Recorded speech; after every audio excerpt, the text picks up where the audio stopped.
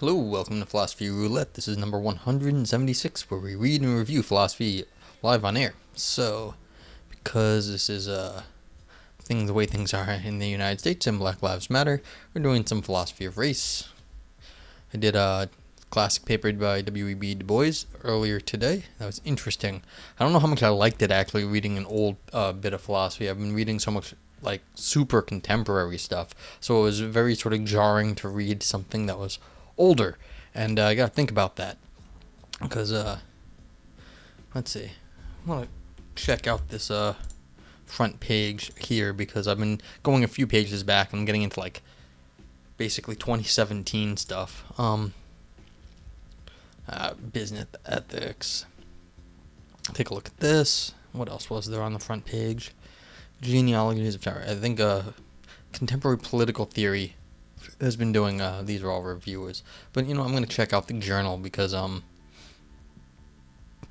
we'll take a look real quick. But everything that they put out recently, because everything I looked at was all reviews. There were all these like 4 pages, 3 pages. So and see, this one probably isn't a review. It's a good 22 pages. But let's just take a quick look at all this stuff here. Also this one from the business ethics. So see if it's available. Nope.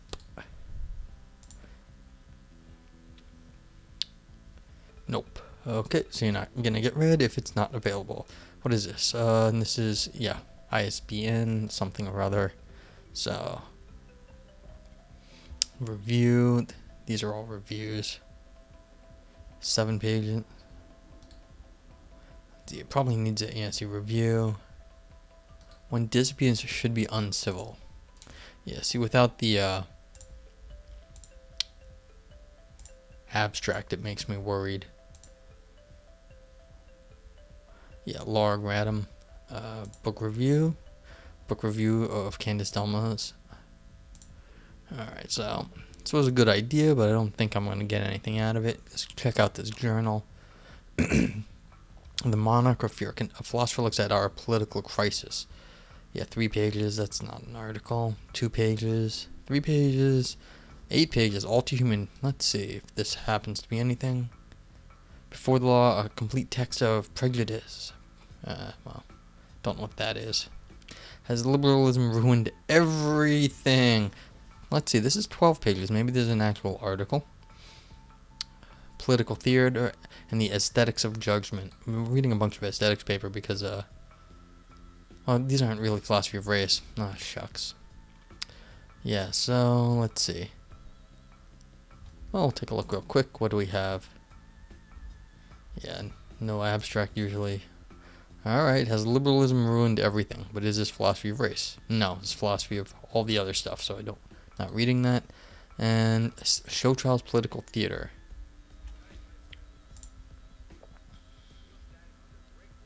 Yeah, review. Alright. So, thanks for... Well, I tried contemporary political philosophy. Sorry. Didn't work out. Let's see what else we got. Let's go page back.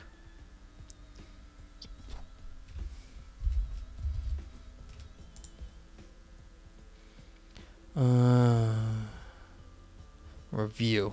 Okay. It's that one, and then this one. Free to be you and me. Right. Demoralizing gay rights. This is an introduction to gauches. Alright, so go back to what I was doing before. Just go a few pages back. Let's see. Is there anything, any journals I might take a look at? Journal of Social Philosophy. I could try look at them.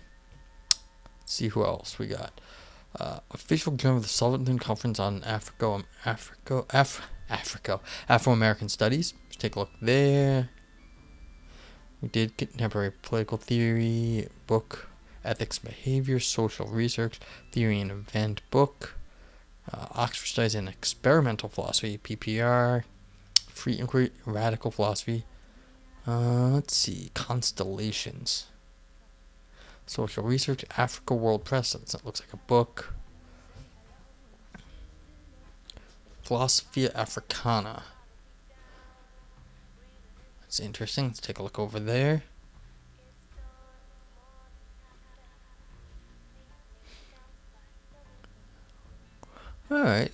a few things to like take a quick look at. Journal of Social Philosophy. Oh, I hate that. I keep forgetting to change the video.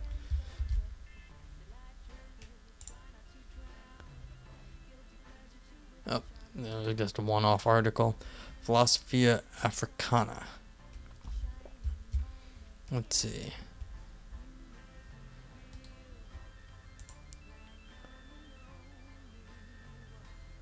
Cool picture on the front. Unlocked. Oh, there's just Pennsylvania University. Let's see. This is not a useful website. At least I'm sure the it's on JSTOR is where it is. That's fine, but I'm not gonna have access as per usual.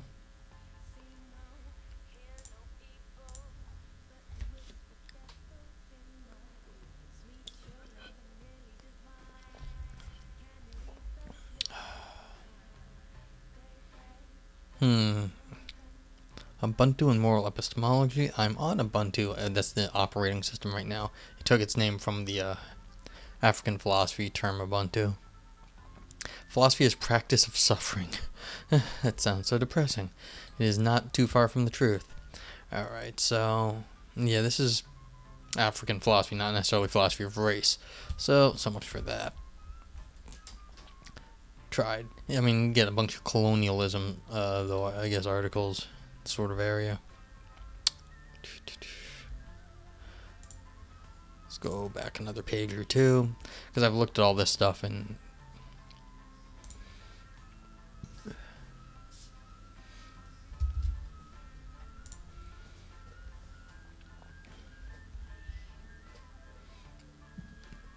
contemporary political theory.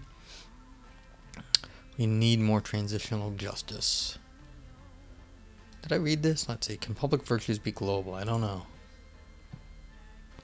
Don't think it's going to be available. Must have looked here already. Yeah.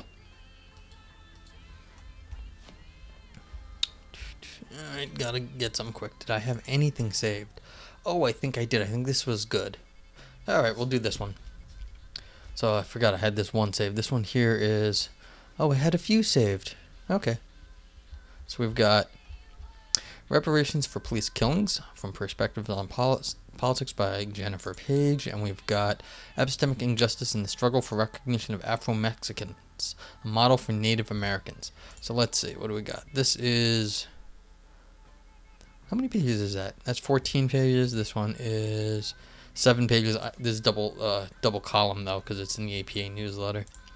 So 7 times 2 is 14. This is 14. Let's do this one just because it's right here already. Let's see what we got. See how? Oh no! This is 15 pages and double columned. All right, so let's go to the other one. Yeah, 8 pages. Still things. Okie dokie, but that's fine. So,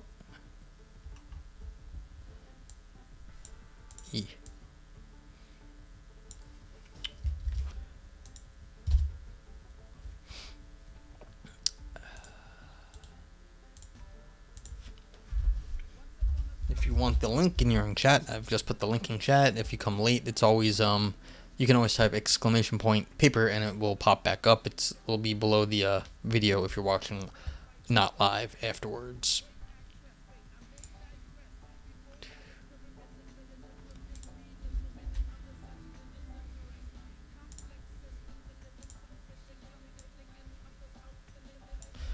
Okie dokie. No? Not gonna load? Okay, and we loaded. Yay, alright, and we're off.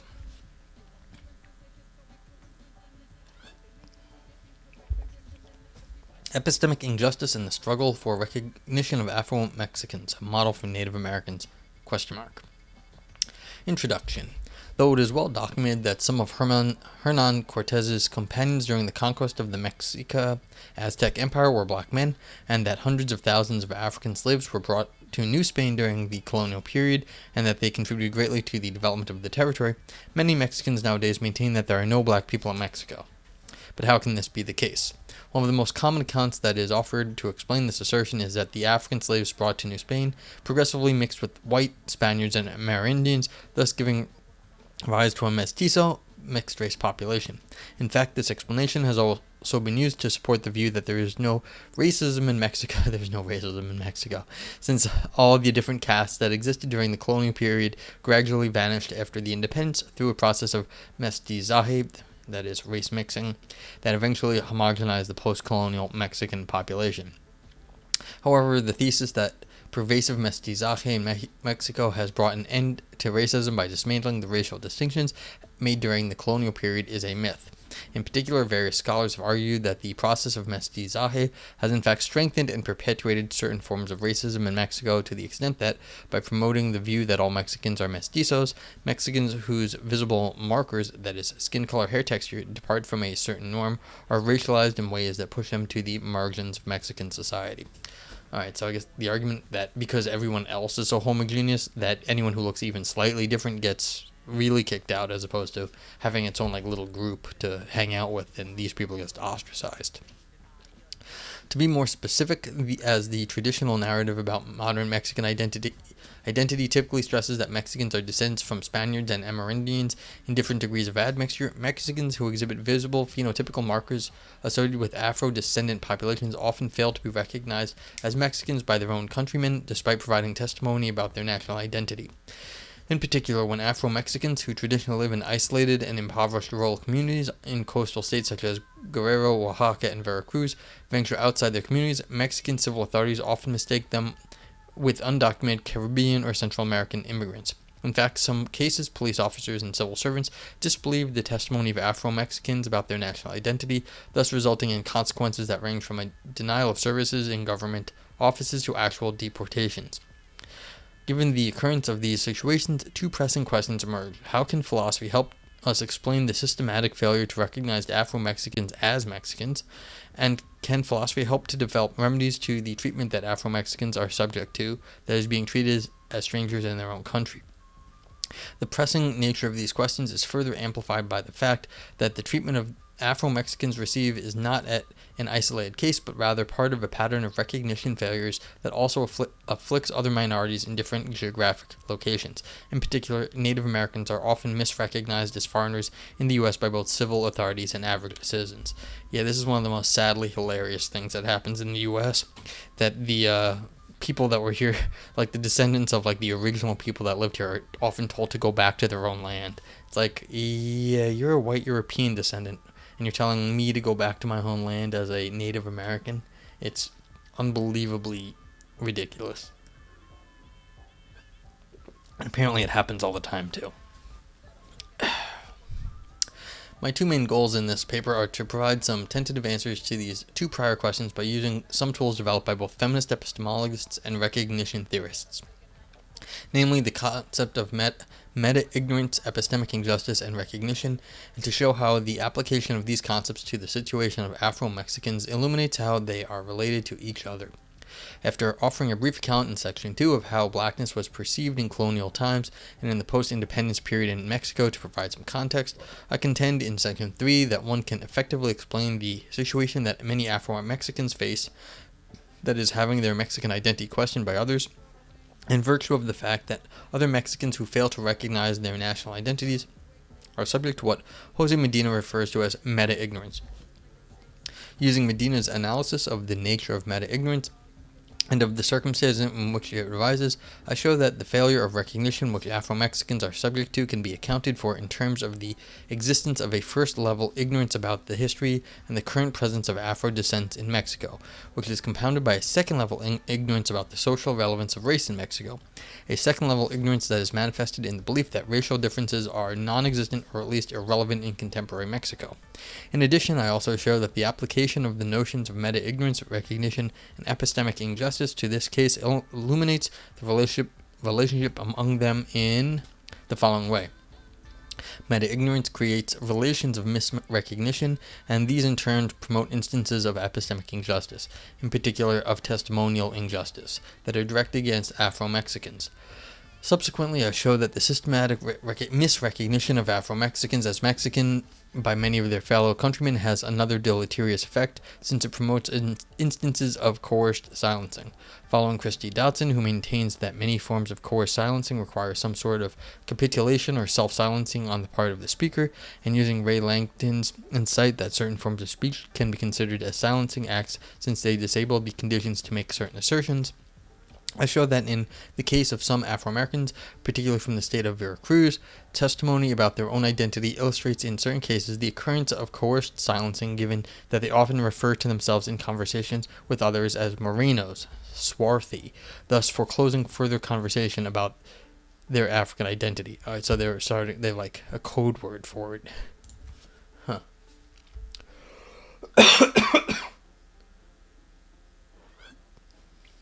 Having done this, I then argue in section 4 that in response to the epistemic injustice they suffer, some Afro-Mexicans, in particular women, have engaged in activities that Jose Medina describes as instances of epistemic resistance.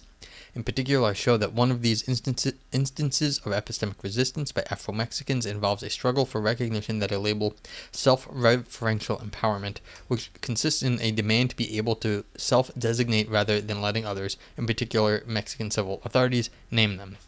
Using the taxonomy of different forms of recognition developed by Axel Honneth, I also show in this section that the struggle for recognition that Afro-Mexicans are engaged in has a dual dimension, which involves a demand for respect of civil rights and a demand for social esteem. Finally, in section 5, I provide a brief conclusion that aims to explore to which extent some of the strategies used by Afro-Mexicans in Mexico can be modeled or replicated in the U.S. to address the situation faced by Native Americans, and I also sketch some lines of future inquiry. 2. Blackness in Mexico during colonial times and in the post-independence period. As I mentioned in the introduction, historians have documented extensively the vicissitudes of African men and women who were brought in large numbers to New Spain through the colonial period, 1521 through 1810. In particular, Herman Bennett has maintained that by 1640, Spaniards had imported 275,000 slaves from West and Central Africa into New Spain in order to replace Amerindian populations as sources of labor, since some groups had been decimated as a result of diseases introduced by Europeans. Now, in the framework of the Spanish colonial system, which was structured on the basis of caste divisions, African slaves were perceived, as Gates and Epea have pointed out, under a negative light, and in virtue of this, they were invariably placed at the bottom of the hierarchical society that the Spaniards had established. Given their position at the bottom of the hierarchical Novo-Hispanic society, African slaves and their descendants pursued different strategies to resist or subvert the oppression they were subject to. In particular, while some openly revolted and escaped from plantations to remote mountainous areas where they established free settlements, palenques, others sought to undermine the colonial caste system from within by assimilating to the upper castes, learning their language, and mixing progressively with Spaniards, Amerindians, and mestizos in order to climb the social ladder. This climbing was made possible in part by the fact that, in contrast to the North American English colonies, the one-drop rule did not exist in New Spain.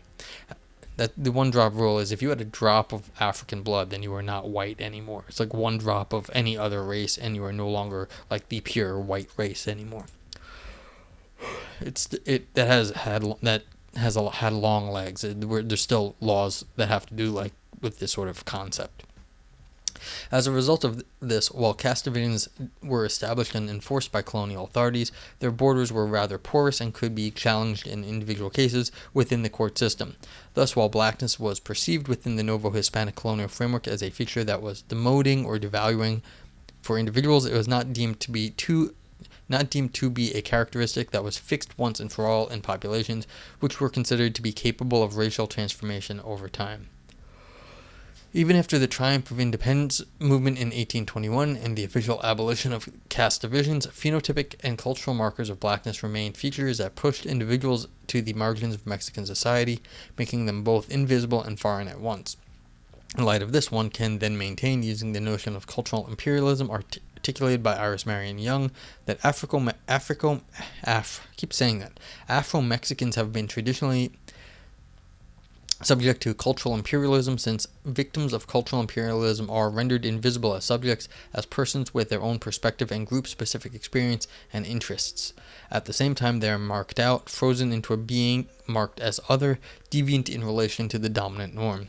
One of the manifestations of this cultural imperialism was that although several prominent Mexican politicians and intellectuals throughout the 19th century and the early 20th century, in particular Justo Sierra and Francisco Bulnes, vigorously debated how, and I apologize for how I'm saying my Spanish and all the names, vigorously debated how the project of building a strong and modern nation and creating a common Mexican identity should unfold, none of the proposals that were articulated acknowledged the significant presence of Afro descendants in the territory and their economic and cultural contributions to the Mexican mosaic.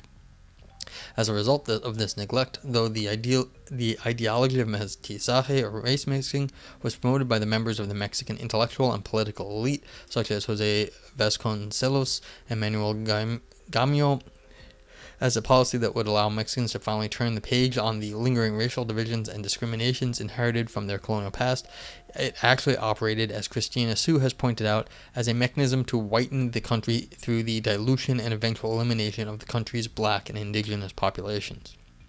In particular, while some photographers such as Romualdo Garcia and Agustin Casasola documented during the late 19th century and the early 20th century that the presence of people of visible African descent in Mexico, as Wendy Phillips has shown, systematic efforts were made to ignore or at least downplay the role of Afro descendants in the construction of the Mexican nation, to the point that an important theme in several Mexican movies and novels in the late 1940s, 50s, and early 60s was the ignorance of one's black heritage. Moreover, insofar as blackness was implicitly perceived as a stain or a badge of shame, any cultural expression associated with it, such as certain types of culinary practices or musical compositions, were either systematically suppressed or attributed to the mestizaje process while deliberately ignoring or whitewashing their African roots. For instance, in the 1940s, certain regional musical expressions from Veracruz with African influence progressively became symbols of Mexican culture on the national stage, while their origins were ignored, as Theodore Cohen has argued. La Bamba became a popular song on the radio, in politics, and in feature films. It became a national symbol that sometimes lost any affiliation with blackness. In the mid to late 1940s, the Mexico City radio station XEQ regularly broadcast Baquero Foster's suite Veracruz No. 1 on the Sunday evening program El Instituto Salvador Díaz Mirón Sección Cultural del Casino de Veracruz. The program celebrated the history and culture of Veracruz. One commentator declared that La Bamba etymologically and musically originated in Andalusia, Spain. There was no reference to indigeneity or blackness. Now, considering the strength of this tremendous social pressure to negate or make invisible blackness in Mexico in the post-independence period, I argue that, given the historical context, it is not very surprising that people of visible African descent in Mexico have been subject to forms of epistemic injustice, such as disbelieving their testimony when they are asked about their nationality. In my view, this can be explained in terms of the fact that most Mexicans are subject to what Jose Medina has referred to as meta-ignorance. Racial meta-ignorance, misrecognition, and epistemic injustice in Mexico. One can explain the epistemic injustice that Afro-Mexicans are subject to when they give testimony about their national identity in terms of presence of a meta-ignorance that is prevalent in Mexican society. In order to appreciate how this meta-ignorance affects mainstream Mexicans, let me first briefly rehearse how Medina characterizes meta-ignorance in racial relations with others. Following Medina, one can characterize meta-ignorance, which is a specific type of ignorance about one's belief or cognitive gaps, by distinguishing it from another type of ignorance which operates at the level of objects. Oh yeah, and chat, if you have any questions, let me know. Quote, on the one hand, there are specific things we should know about the racialized subjects we interact with. For example, how they think about themselves, how society thinks of them, the history and current status of the social positionality of their group, the history and current status of the social relationality that binds the perceived and perceiving subjects together. One may fail to know all these kinds of specific things in these areas, and these failures constitute some degree of first order or object level of racial ignorance. But on the other hand, specific mistaken beliefs or lack of beliefs about the racial others with whom we interact may be rooted in and supported by the very general attitudes about them and about social relationality. For example, the inability to see racial others in their differences, blindness to racial differences, or the assumption that racial differences are irrelevant to one's life, blindness to the social relevance of race. Here we would have second order or meta level ignorance, which is what I've termed racial meta blindness. Blindness to one's blindness, insensitivity to insensitivity. Yeah. In the case of Afro-Mexicans, I contend that the epistemic injustice that they endure vis-a-vis their testimony about their national identity is a product of a racial meta-ignorance that most other Mexicans are victims of. This type of meta-ignorance arises in virtue of the fact that as the school curriculum has traditionally privileged the narrative according to which modern Mexicans are the descendants of Spaniards and Amerindians in various degrees of admixture, most Mexicans nowadays associate the presence of descendants of African slaves in Mexico with the colonial period and thus fail to consider them as part of the fabric of contemporary Mexican society. This type of ignorance, which is a first order or object level ignorance insofar as it pertains to the current status of the descendants of the African slaves, has been compounded by the fact that most Mexicans tend to believe, given the pervasive myth that the process of mestizaje has homogenized Mexican society and erased the racial divisions imposed by the colonial caste system, that racial differences have either vanished in contemporary Mexico or they've become irrelevant in everyday life. Thus, the development of a second-order or meta-level racial ignorance has led most Mexicans to ignore the social relevance of race in Mexico, and the effects of this ignorance are manifested in various facets of life. For instance, given that this meta-ignorance erases racial differences by perpetuating the belief that Mexicans are racially homogeneous, it shapes common patterns of social identification by systematically making mainstream Mexicans associate phenotypic markers of blackness, for example skin color or hair texture, with foreignness. And since Afro-Mexicans are often misidentified as foreigners, they tend to be subject to a deep credibility deficit, which can be a type of epistemic injustice, because they are often taken to be undocumented Caribbean or Central American migrants that use Mexico as a platform to ultimately reach the U.S. when they travel outside their communities. Considering this, the situation that Afro-Mexicans endure casts light on the relationship between the notions of meta-ignorance, recognition, and epistemic injustice. The racial meta-ignorance that has traditionally been created and maintained in Mexico through the ideology of homogenization, mestizaje, underpins a particular relation of misrecognition, and this failure of recognition in turn supports the emergence of instances of epistemic injustice which the testimony that Afro-Mexicans give about their national identity is systematically doubted or challenged by other Mexicans. The illumination of the relations between these three notions is of crucial importance because it suggests that failures of recognition, which are often driven by forms of ignorance, promote instances of epistemic injustice. And if this is indeed the case, this is potentially quite useful since the nature of the relationships between the three notions suggests that, in order to remedy the systematic instances of epistemic injustice created by misrecognition, we have to push back against the forms of ignorance that create and perpetuate failures of recognition. Having clarified this, I want to examine some reactions that Afro-Mexicans display to their epistemic injustice they are subject to. In particular, I argue that one usual type of reaction that Afro-Mexicans have developed involves developing certain attitudes that correspond to what Dodson's called coerced silencing, which obtains when a speaker capitulates to the pressure to not introduce unsafe, risky testimony.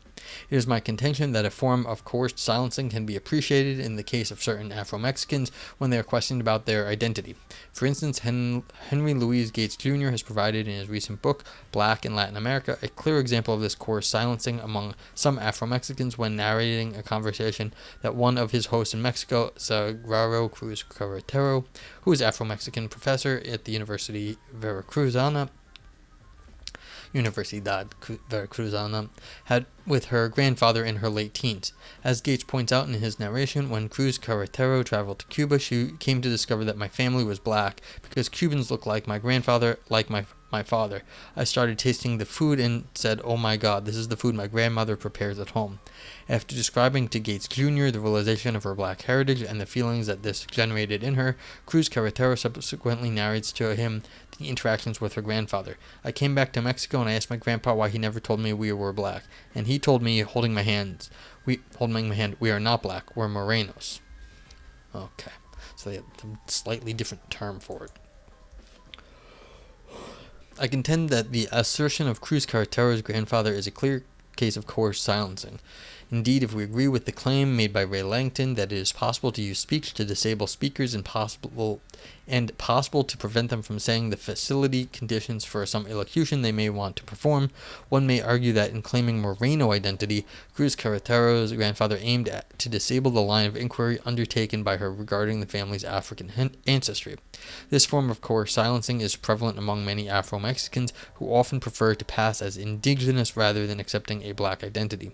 Indeed, since indigeneity is acknowledged by virtually all as a familiar and recognizable feature of individuals within the Mexican social fabric, in spite of being a negative social marker, while blackness is perceived as a foreign and potentially disruptive element, the deployment of this strategy enables its users to push back partially against failures of recognition of their Mexican identity, since being Moreno does not preclude, as being black very often does, being Mexican in the collective imagination. However, despite the tremendous social pressure that has traditionally existed to hide, downplay, or ignore blackness in Mexico, it is important to emphasize that not all Afro-Mexicans have bowed to this pressure, and that certain groups, particularly associations of women from the Costa Chica region that overlaps Guerrero and Oaxaca and the Pacific Coast, have in the last 3 decades developed various attitudes and actions that can be properly considered as constituting a type of epistemic resistance. Somos Afro-Mexicanas, self-referential empowerment and other forms of epistemic resistance developed by Afro-Mexican women.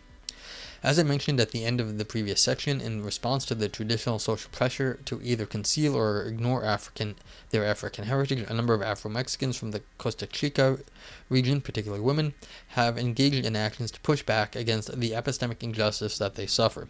Echoing Medina, I maintain that these actions are forms of epistemic resistance since they involve the use of our epistemic resources and abilities to undermine and change oppressive normative structures and complacent cognitive effective functioning that sustains this structure.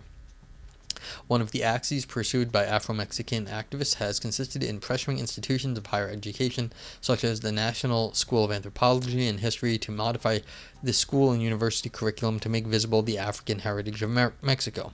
This is of great importance given that, as Carlos Lopez Beltran and Vivet Garcia Deister have emphasized, most of the anthropological and medical research undertaken in Mexico during the 20th century was focused almost exclusively on Amerindian and Mestizo groups, leaving aside Afro-Mexican groups whose invisibility was then further reinforced and perpetuated.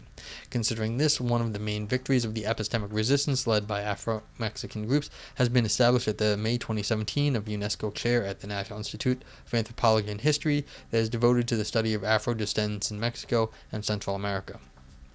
In addition to the creation of spaces for the study of the African diaspora experience in Mexico, another axis of epistemic resistance has been the struggle of Afro-Mexicans to be recognized in the national census and to be able to choose how they want to be named.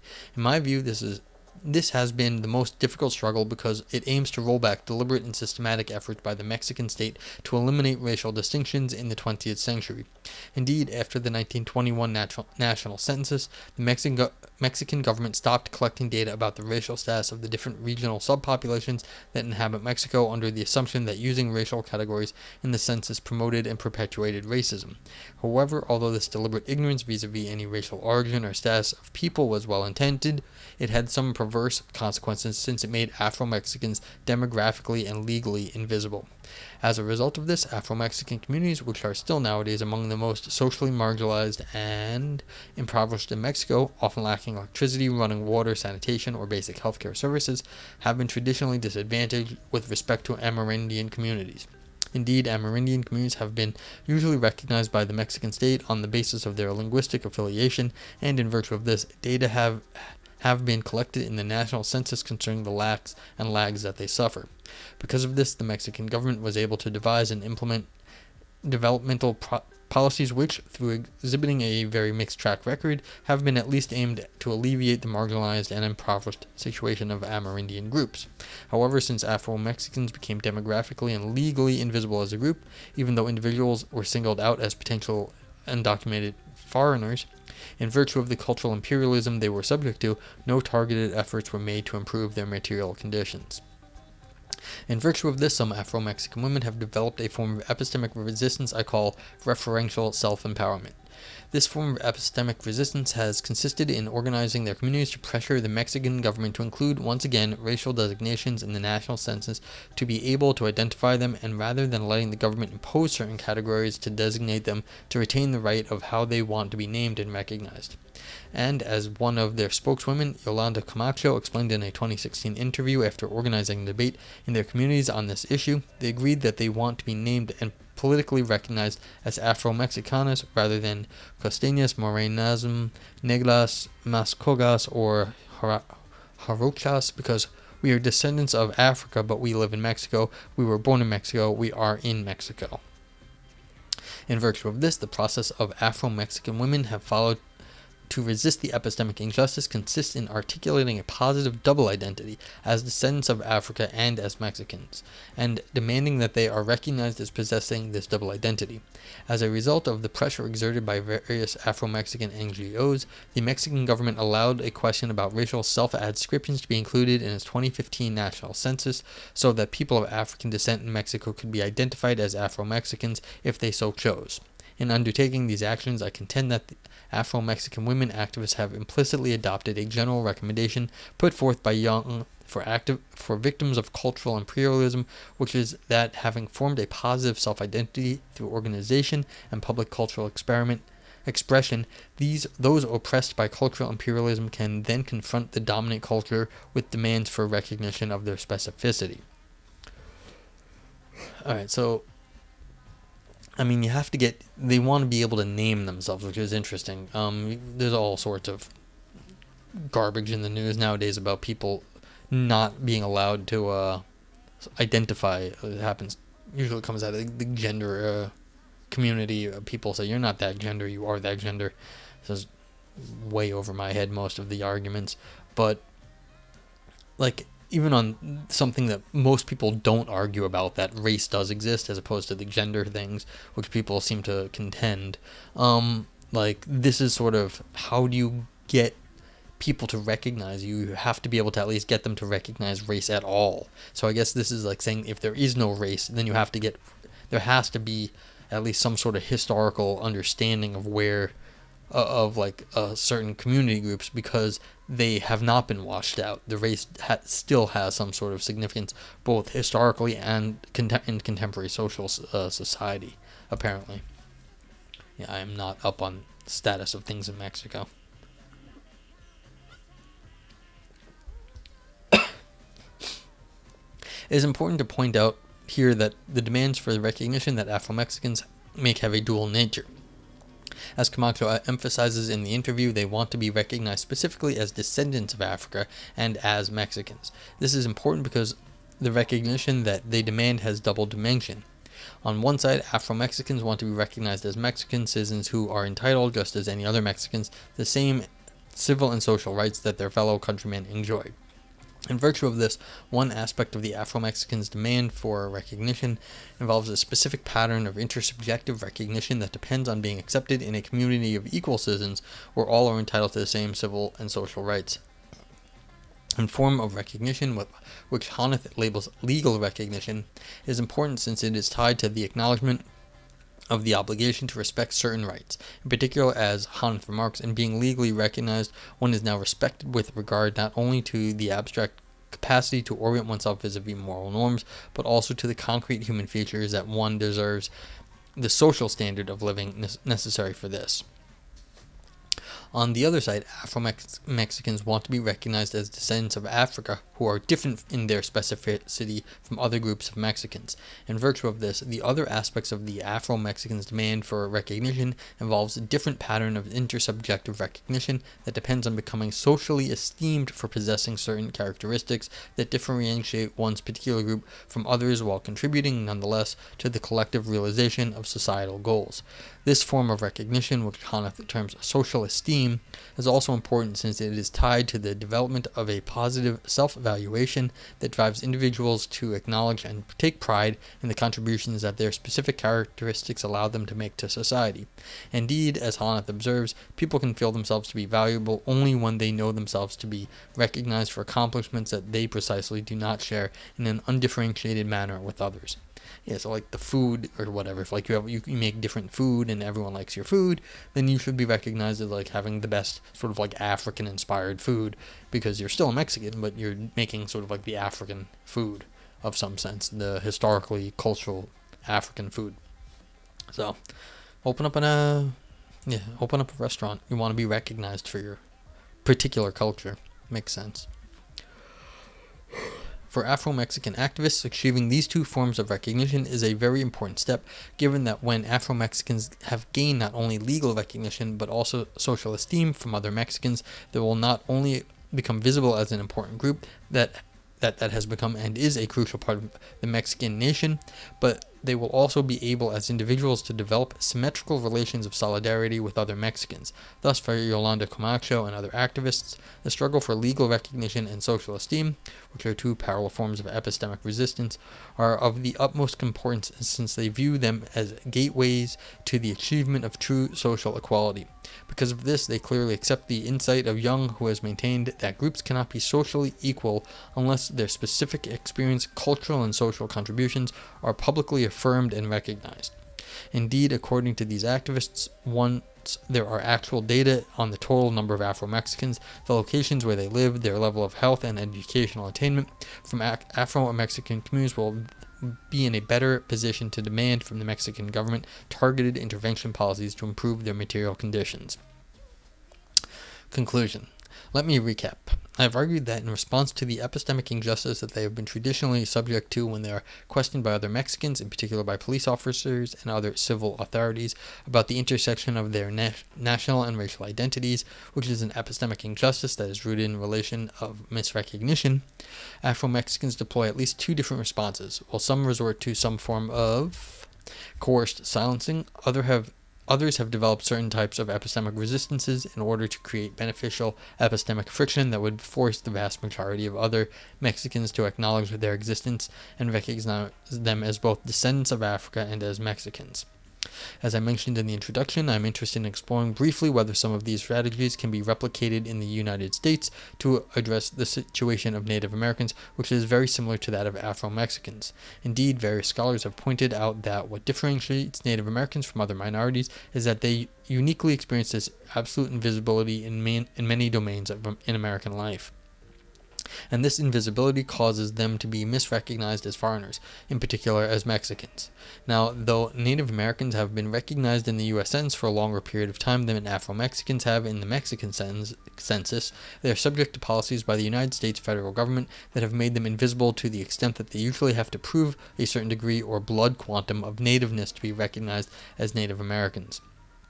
This is particularly problematic as Native Americans themselves stress, because these policies are not only divide them against each other, but they also promote in the long run a dilution of nativeness, thus paving the way to a situation in which once they are erased, the federal government will no longer have to respect treaties and will be able to take over Native American lands and resources. This is happening again. The U.S. government's doing this sort of stuff again. Yay, we're terrible again. It's bad. There's some, they were going to build a casino, and the federal government decided that the people who owned the land weren't Native American enough, and so they pulled the right for them to do it, and in like the same week or something, somebody else, non-Native person, announced that like a casino was getting built nearby. So some shenanigans were claimed. I don't know if that was the case, but some shenanigans were claimed in how the native people, the native peoples that they already had like the go ahead to build the casino, and then they lost it. So this is happening again. Yeah, and this is what I was referencing above, when like the percentage of like you have to have a certain percentage of native blood, like so you have to have so many ancestors of that like bloodline. But of course it's crazy because everyone has been intermixing for so long, and it's like, well, you can't use that. It's just a ridiculous way to do things. All right, In virtue of this, perhaps a way in which Native Americans could exert epistemic resistance against the treatment they are subject to would consist in collectively organizing, as Afro-Mexicans have done, to pressure the U.S. federal government to change the ways in which they are recognized at the national and state level. In future work, I intend to explore whether other potential strategies, such as collective organizing to put pressure on film and other media industries to change the traditional representations of Afro-Mexicans in Mexico and of Native Americans in the U.S., could be effective to change the relations of misrecognition that give rise to epistemic injustice on both sides of the U.S.-Mexico border. Okay. Interesting paper about a bit of Mexican contemporary life and history I didn't know about. Also, interesting ways that the folks down in Mexico are working against this. So in the way they have like the two-prong approach, where they're trying to get both recognition for their cultural heritage and then also recognition that they are also Mexican. So they have to do two things. They're like, we're just as Mexican as everybody else, and yet we are also of African descent. I mean, you get people like this. Like sometimes some people in the U.S. have been here since like the 1500s, but they're of a certain culture, and they're like, well, you're not white, and so therefore you're not an actual American. It's like, my family's been here 400 years, thank you very much. It's like, you gotta be crazy. But, I don't know if you want to take the garbage things that happen in this country as any lessons from the garbage things that happen in this country. But it does happen. So that's the question. This, two-prong approach, is it like a good idea? Because I mean, they do seem to be sort of at odds. We're both Mexican and then we're also African. It's like maybe it's biting off too much. I don't know. It's just seems good, but like the question is it how good? I don't know. But it's an interesting thing. So how do you actually fight a two-prong attack? So, I mean, what would be, this would be my question. It's not that it's a bad idea, it's because I don't understand exactly how this gets, how you fight this fight. Like, you don't want like a two-front fight. So how do you do that in this sort of epistemic way? I mean, it's hard enough to fight one fight. So maybe it's easier to fight two fights. I don't know. Like, knock off two things with one stone or whatever. So that'd be an interesting thing. Like, why? Maybe this is how to do it. Maybe they figured something out. You have to do. You have to have like a two-sided attack, and that's the way to actually start overcoming these sort of epistemic injustices, where you are both ignored for being different, and then you have to also be recognized for your difference and for your inclusion in society. So that's yeah. I don't know how that works. But yeah, this is interesting too, what the author was saying here about how what they would do is they'd come up with different names. Say, we're not black, we're something else. So it's like, because you're trying to avoid the negative connotation by making yourself, part of, like, I guess, the Amerindian history. So that's a question about how that actually... I mean, sometimes that does help, of course. I mean, you don't want to criticize the people saying, well, you're ignoring your heritage. Well, no, they're doing the best they can with what they had. Maybe it's just better. There may have been better and may still be better sometimes not to just go by the old name, because the old name sometimes has too much baggage. So it's interesting, too. Like, how exactly do you start doing things along these lines? And this is sort of the integrationist approach. You sort of convert the history and the culture into something particularly Mexican. So you lose history, but I guess maybe you become more of the social. You jump in with like the contemporary, the rest of society. It seems to be that this has not been as effective as the author would have liked it to be. So... okay, I don't have much else to say. If anyone has any questions, please let me know. As today is Sunday, I usually take Monday off. Also, it's starting to open up around here. Like, where quarantine is starting to break, so I'm actually getting a little bit busier, and so I may have to change my schedule up. I mean, twice a day, 6 days a week, or almost 6 days a week is, I'm thinking I'm running out of things to read, actually. I'm going back years and years of things to read, so maybe not such a bad thing to slow down a little. Okay. Have a good night, everyone. Please stay safe out there.